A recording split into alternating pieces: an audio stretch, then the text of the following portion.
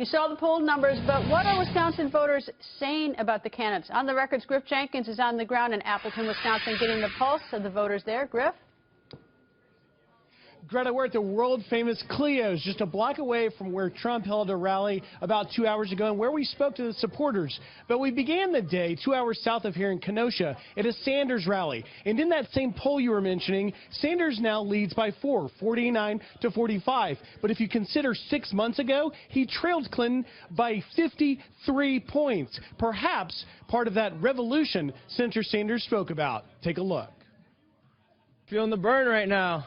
Why? Why burning? College, man. Come on. We're spending money on wars and oil subsidies. We got to educate. Knowledge is power, people. Who are you supporting for president? Bernie Sanders. I like his vision for the country. I think that we're a Wall Street-driven economy that's failing. Who are you supporting and why?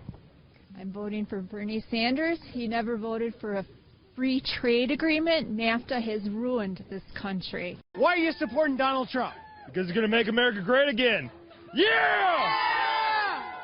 And the more he's attacked, the more people protest over there, does it make you support him even more?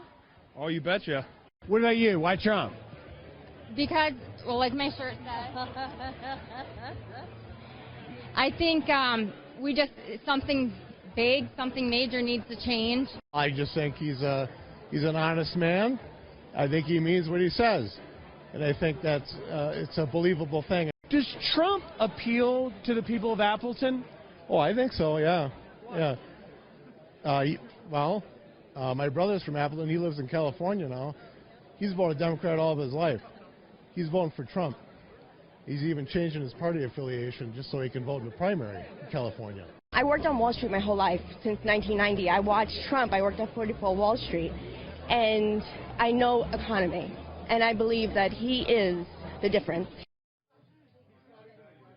And that's the pulse of the voters here in Wisconsin. We're going to continue to keep taking it live from Clio's, the world-famous bar where they keep the Christmas lights on all year long. Greta? Indeed they do. That's what makes them so famous. Thank you, Griff. And back to the campaign trail in my home state of Wisconsin. On Tuesday, voters will hit the polls and hand out 42 delegates to Republicans and 86 delegates to Democrats. Wisconsin State Journal reporter Matt DeFore is in Madison. Matt, nice to talk to you. Greta, thanks for having me on. Matt, of course, the big news is that Marquette University poll, but that's answering a phone. I mean, and I'm curious, is that when you look at the Trump supporters, they're so enthusiastic, and like, who's going to actually go to the polls? The one who answers the phone? Maybe they will, or is it those enthusiastic Trump voters? Yeah, well, it'll be interesting to see what happens on Tuesday, but Ted Cruz definitely has the momentum here in Wisconsin, and there's a number of reasons for that. He's got the support of the movement conservatives, especially in the southeast part of the state. There's a lot of there's some statewide races and some local races in Milwaukee County and in that area that are going to draw a lot of interest. And Trump's doing better in the more rural parts, northwest part of the state, western parts of the state. But the momentum is on Ted Cruz's side. And what about Secretary Clinton and Senator Bernie Sanders? Who's got the momentum there?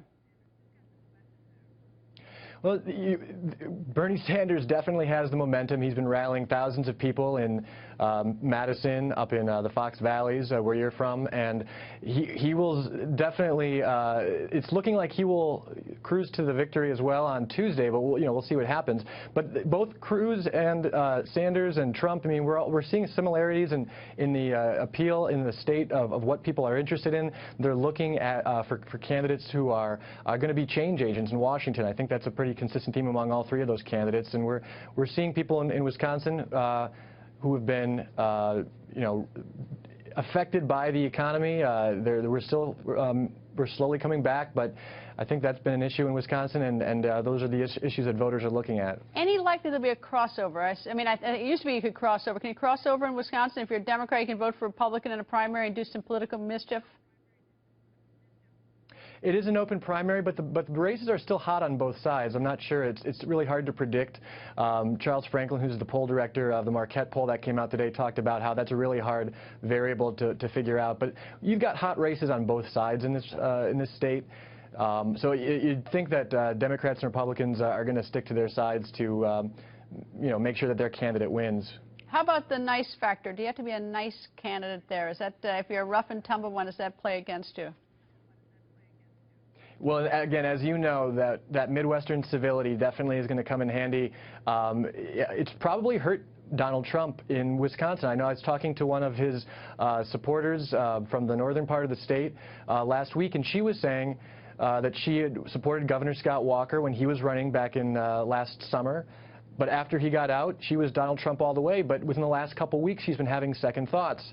There are others, though, who are still very supportive of Trump. But I think Cruz is picking up a lot of that anti-Trump force and those people who are doubting his Trump's credentials as a commander-in-chief. I think it's safe to say, Matt, it's not going to be dull come Tuesday. No, it's going to be a lot of fun. We're really excited. I bet you are. Anyway, Matt, thank you.